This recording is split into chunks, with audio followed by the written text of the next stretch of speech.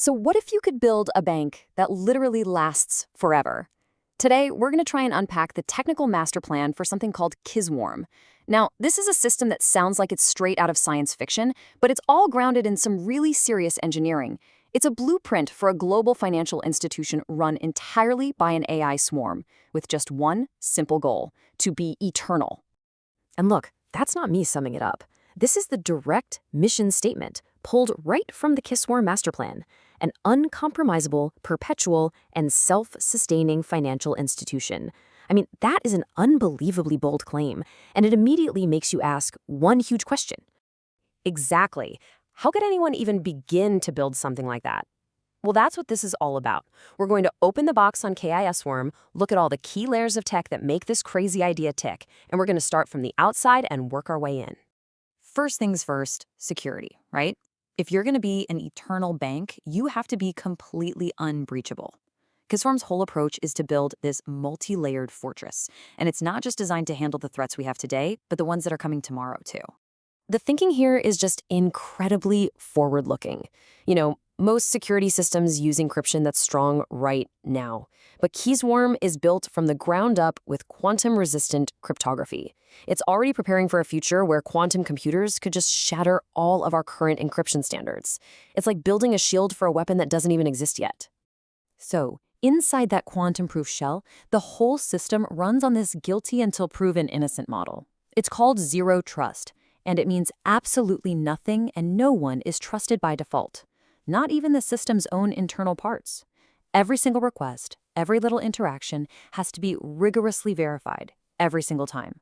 This just massively cuts down the risk from both outside hackers and any potential internal threats. Okay, so what about the money, the actual financial records? Well, they're stored using what's called immutable ledger technology. The best way to think about it is like a digital accounting book where you can only add new pages. You can never, ever go back and erase or change what's already been written. What you get is a perfect, transparent, and completely tamper-proof audit trail for every last transaction. And this digital security isn't just some abstract idea floating around in the cloud. No, it's backed up by some serious physical hardware. The core data is kept in something called the TCS Green Safe House, which is basically an impenetrable vault. And the whole thing is powered by its own dedicated decentralized energy source. So this design protects the system from both cyber attacks and real-world problems, like, say, a massive power grid failure. All right, so we've got ourselves an unbreakable fortress. But what's inside? Now we get to the really fun parts.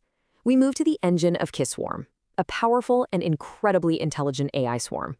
Right at the very heart of it all is the CIC, which stands for Cognitive Industrial Core. You can basically think of this as the central brain for the entire operation. Its whole job is to manage all this complex industrial data, to coordinate all the other AIs, and, most importantly, to guide the system's own learning and evolution. This diagram here kind of shows you how that brain connects to its senses and its hands.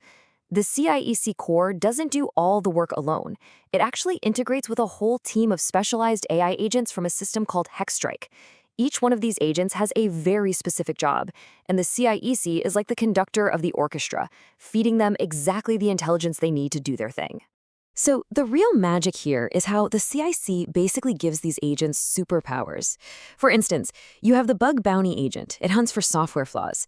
With the CIC, it gets the ability to do this deep, intense analysis of industrial control code. Or the exploit generator can test its attacks in a totally safe physics simulation. So you see, this isn't just a toolbox. It's a deeply connected cognitive system where the whole thing is way, way more powerful than just its individual parts. Now, an AI this powerful needs an equally powerful set of rules to keep it in check, right? And that brings us to our next layer, the operating system. This is what governs these, for lack of a better term, digital gods, and makes sure they operate safely and predictably.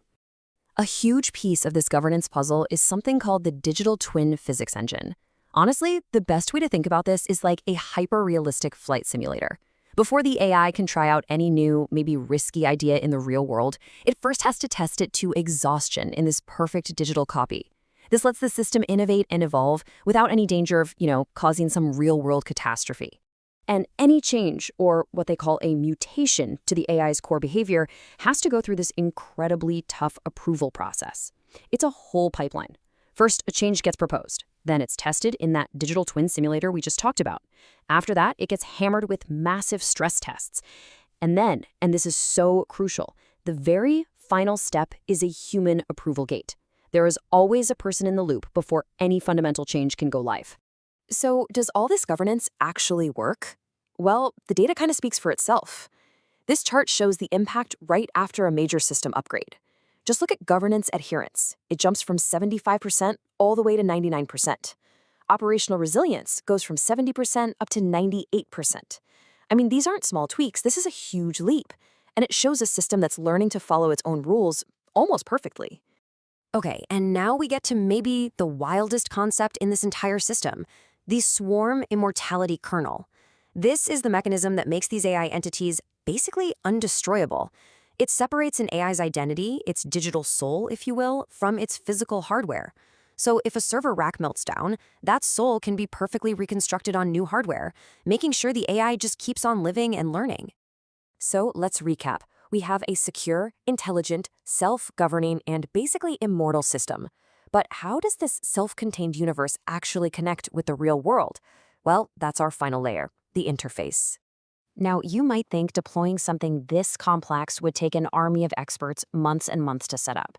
But according to the documents, they have a one-click deployment system, an installer agent, which is guided by its own special offline AI, automates the entire process, from checking the hardware to configuring everything. This is what lets the KISWARM network expand across the globe with just incredible speed and reliability. And KISWARM isn't designed to be an island. It has something called an advisor API. Think of it as a secure gateway for other major AI systems and the documents specifically name-drop models like GPT and Claude to access its specialized knowledge. It can act as this highly intelligent consultant, sharing its unique industrial and security insights with the rest of the AI world. And sprinkled throughout all these highly technical documents, you find these fascinating little hints of its real-world application. This line, for instance, engineering station active outside permitted hours. It was just a log entry from the system. It's a tiny detail, but it shows you that this thing is actively monitoring real industrial environments, watching and learning.